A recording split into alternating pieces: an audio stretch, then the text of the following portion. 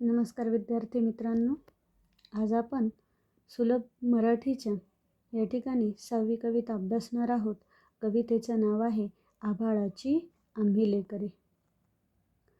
आभाळाची आम्ही लेकरे या कवितेचे कवी आहेत वसंत बापट. वसंत बापट यांचा जन्म 1922मध्ये झाला तर मृत्यू हा 2002मध्ये झाला. वसंत बापट हे प्रसिद्ध कवी आहेत. त्यांची 11वी दिशा, सकीना, प्रवासाच्या कविता, शिंग फुंकले रणी, मानसी, शूरमर्दाचा पोवाडा, मेघहृदय, तेजसी, राजसी हे काव्यसंग्रह प्रसिद्ध आहे. त्याचबरोबर चंगामंगा, अबडक तबडक, आम्ही बालगोविंद हे बालवाङ्मयसुद्धा प्रसिद्ध आहेत. 12 गावचं पाणी हे त्यांचे प्रवास वर्णन प्रसिद्ध आहेत. प्रस्तुत जी काही कविता आहे आभाळाची आम्ही लेकरे, या कवितेमधून कवीला आपल्याला काय सांगायचं आहे तर बघा, सर्व माणसे ही निसर्गाची लेकरे आहेत. या माणसातील श्रमिकांमध्ये माणुसकीचे नाते अभंग असल्यामुळे त्यांच्यामध्ये कोणत्याही प्रकारचा भेदभाव नसतो. प्रस्तुत कवितेतून कवीने हा मानवतावादी व उदात्त विचार व संदेश त्या ठिकाणी दिलेला आहे. प्रस्तुत जी काही कविता आहे ही कविता शिंग फुंकले रणी या काव्यसंग्रहातून घेतलेली आहे. तर सर्वात पहिले आपण या ठिकाणी कवितेचं वाचन करणार आहोत. मग त्यानंतर मी तुम्हाला कवितेचा अर्थ स्पष्ट करून सांगणार आहे. तर बघा, आभाळाची आम्ही लेकरे, काळी माती आई, जात वेगळी नाही अम्मा, धर्म वेगळा नाही. आभाळाची आम्ही लेकरे, काळी माती आई, जात वेगळी नाही अम्मा, धर्म वेगळा नाही. श्रमगंगेच्या तीरावरती कष्टकऱ्यांची आमची वस्ती, श्रमगंगेच्या तीरावरती कष्टकऱ्यांची आमची वस्ती. नाव वेगळे नाही अम्मा, गाव वेगळे नाही. आभाळाची आम्ही लेकरे, काळी माती आई. इमान आम्हा एकच ठावे, घाम गाळूनी काम करावे. इमान आम्हा एकच ठावे, घाम गाळूनी काम करावे. मार्ग वेगळा नाही अम्हा, स्वर्ग वेगळा नाही. आभाळाची आम्ही लेकरे, काळी माती आई. माणुसकीचे अभंग नाते, आम्हीच आमुचे भाग्य विधाते. माणुसकीचे अभंग नाते, आम्हीच आमुचे भाग्य विधाते. पंथ वेगळा नाही अम्मा, संत वेगळा नाही. आभाळाची आम्ही लेकरे, काळी माती आई. कोटी कोटी हे बळकट बाहू, जगन्नाथ रथ ओढून नेऊ. कोटी कोटी हे बळकट बाहू, जगन्नाथ रथ ओढून नेऊ. आस वेगळी नाही अम्मा, ध्यास वेगळा नाही. आभाळाची आम्ही लेकरे, काळी माती आई, जात वेगळी नाही अम्मा, धर्म वेगळा नाही. बघा मुलांनो, या ठिकाणी आपण ही कविता वाचलेली आहे. तर तुम्ही सुद्धा ही कविता वाचायची सुद्धा आहे आणि तुमच्या वहीमध्ये लिहायची सुद्धा आहे. तर आता आपण वळूया या कवितेच्या स्पष्टीकरणाकडे. पहिले आपण पहिल्या कडव्याचा अभ्यास करणार आहोत. काय आहे पहिलं कडवं तर आभाळाची आम्ही लेकरे, काळी माती आई, जात वेगळी नाही अम्मा, धर्म वेगळा नाही. या समाजामध्ये किंवा या पृथ्वीवरती जन्माला आल्यानंतर या ठिकाणी आम्हाला फक्त एकच धर्म दिसतो आहे आणि एकच जात दिसते आहे. हे संपूर्ण जग आमचं आहे. हा संपूर्ण परिसर आमचा आहे. आम्हाला फक्त एकच जात आणि एकच धर्म दिसतो आहे, तो म्हणजे कुठला तर माणुसकीचा. कारण या ठिकाणी या समाजात जन्माला आल्यानंतर जे आमचं आभाळ आहे, आकाश आहे, हे आभाळ आमचा पिता आहे आणि आम्हाला 2 वेळ कष्ट करून जी काही खायला घालणारी आहे ती काळी माती ही आमची आई आहे. या व्यतिरिक्त आमचा कुठलाच धर्म नाही किंवा कुठली जातसुद्धा नाही. या आभाळाची आम्ही बाळे आहोत आणि ही काळी मातीच आमची आई आहे. या ठिकाणी या दोघांच्या सानिध्यात राहूनच आम्ही कष्ट करून, काम करून, घाम गाळून त्या ठिकाणी आमचा उदरनिर्वाह करणार आहोत. या व्यतिरिक्त आमची कुठलीच वेगळी जातही नाही आणि कुठला वेगळा धर्मसुद्धा नाही. या कष्टकऱ्यांची दुसऱ्या कडव्याचा अर्थ आहे बघा, श्रमगंगेच्या तीरावरती कष्टकऱ्यांची आमची वस्ती. नाव वेगळे नाही आम्हा, गाव वेगळे नाही. आम्ही सगळे काय आहोत?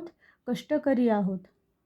कष्ट करतो, काम करतो आणि त्या ठिकाणी या कष्टाच्या या मेहनतीने त्या ठिकाणी आम्ही 2 वेळचं जेवत असतो. म्हणून मग आमचा धर्म कुठला आहे, जात कुठली असेल किंवा आमचं कर्म कुठलं असेल तर ते कुठलं आहे? कष्ट करण्याचं. आणि मग अशा या कष्टकऱ्यांची वस्ती कुठे असणार आहे? तर जिथे श्रम आहेत, म्हणजे जिथे काम आहे, अशा या श्रमगंगेच्या तीरावरती. तीर म्हणजे काय? काठ किंवा किनारा. तीर म्हणजे काय? काठ किंवा किनारा. या कष्टकऱ्यांची वस्ती कुठे असणार आहे मग? जिथे त्यांना काम आहे अशा या कामाच्या ठिकाणी, म्हणजेच श्रमाच्या ठिकाणी, श्रमगंगेच्या तीरावरती या कष्टकऱ्यांची वस्ती ही असणार आहे. म्हणजे आमची वस्ती ही कुठे आहे? कष्टकऱ्यांची श्रमगंगेच्या तीरावरती आहे. या व्यतिरिक्त आमचेच कुठले नावही नाही आणि आमचा कुठला वेगळे गावसुद्धा नाही. त्यानंतर बघा तिसरा कडवा आहे, इमान आम्हा एकच ठावे, घाम गाळूनी काम करावे. मार्ग वेगळा नाही आम्हा, स्वर्ग वेगळा नाही. आम्ही कष्टकरी आहोत. आम्ही कोण आहोत? कष्टकरी आहोत. मग आमचा इमान म्हणजे काय? प्रामाणिकपणा असेल किंवा आमची निष्ठा असेल, ही आमची निष्ठा एकाच ठिकाणी आहे. कुठल्या? तर आमच्या कर्माच्या ठिकाणी. आणि आमचं कर्म कुठलं? तर घाम गाळूनी काम करणे.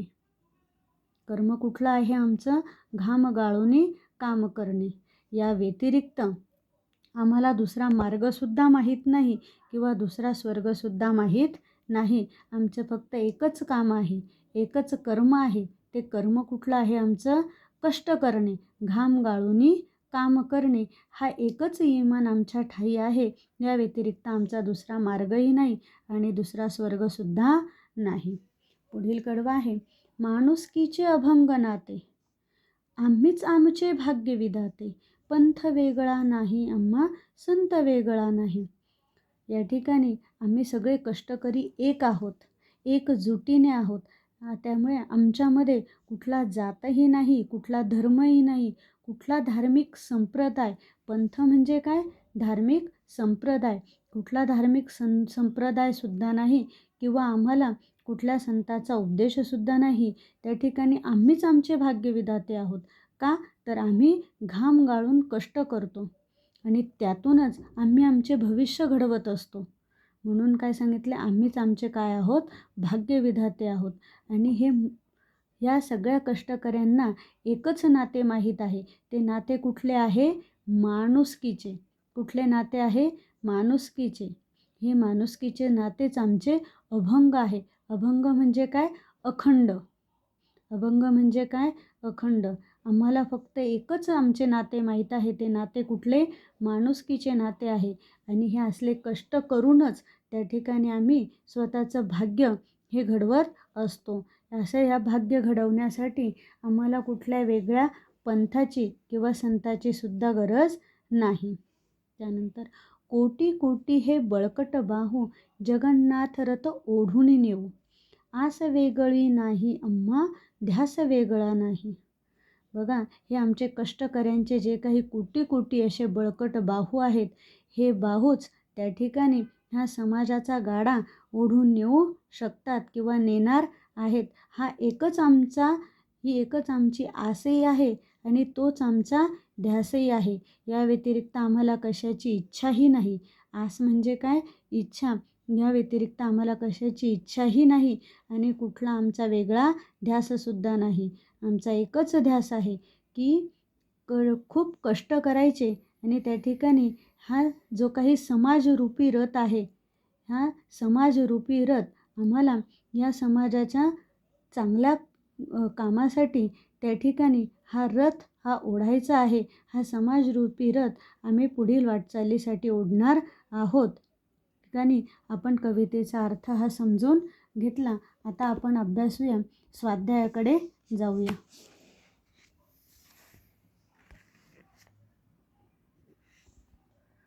त्या ठिकाणी प्रश्न पहिला आहे स्वाध्यायाचा तुम्हाला, खालील अर्थांचे कवितेतील शब्द शोधा. किनारा, तीर, इच्छा, आस, अखंड, अभंग, आकाश, आभाळ. हे झाले कवितेतील समानार्थी शब्द.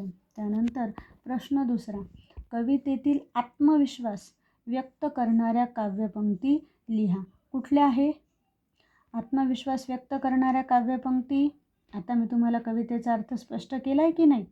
त्यामुळे तुम्ही हा प्रश्न तुमच्या गृहपाठाच्या वहीमध्ये सोडवायचा आहे. जमेल ना सोडवायला? त्यानंतर बघा, कवितेतील ऐक्याचा संदेश देणाऱ्या काव्यपंक्तीसुद्धा तुम्हाला या कवितेमध्ये दिलेल्या आहेत. त्या तुम्हाला शोधायच्या आहेत आणि तुमच्या गृहपाठाच्या वहीमध्ये लिहायच्या आहेत. अशा प्रकारे तुम्हाला चौथा प्रश्न, पाचवा प्रश्न, कवितेतील यमक जुळणाऱ्या शब्दांच्या जोड्या लिहा. आता यमक जुळणारे म्हणजे काय? तर एकसारखा उच्चार असणारे शब्द म्हणजेच काय? आई, नाही, नाही, ठावे, करावे, नाते, भाग्यविधाते, बाहू, नेऊ असे हे कवितेमध्ये काय आलेले आहेत? तुम्हाला यमक जुळणारे शब्द आलेले आहेत. तर तुम्ही ते तुमच्या गृहपाठाच्या वहीमध्ये लिहायचे आहे. प्रश्न 6वा जो आहे, या 6व्या प्रश्नामध्ये तुम्हाला काही कडवे दिलेले आहेत कवितेतील, त्याचा तुम्हाला अर्थ त्या ठिकाणी लिहायचा आहे. कवितेचा अर्थ तर मी तुम्हाला समजावून सांगितलेला आहे. तो व्यवस्थित वाचून त्या ठिकाणी तुम्हाला तो अर्थ हा गृहपाठाच्या वहीमध्ये लिहायचा आहे. या ठिकाणी आपली 6वी जी काही कविता आहे, आभाळाची आम्ही लेकरे, या कवितेचं स्पष्टीकरण आपण या ठिकाणी केलेलं आहे. तर त्या ठिकाणी तुम्ही काय करायचं आहे? ही कविता वाचायची आहे, ती तुमच्या वर्गपाठाच्या वहीमध्ये लिहायची आहे, पाठांतर करायचं आहे. त्याचबरोबर तुम्ही तुमचा स्वाध्यायसुद्धा गृहपाठाच्या वहीमध्ये पूर्ण करायचा आहे. धन्यवाद.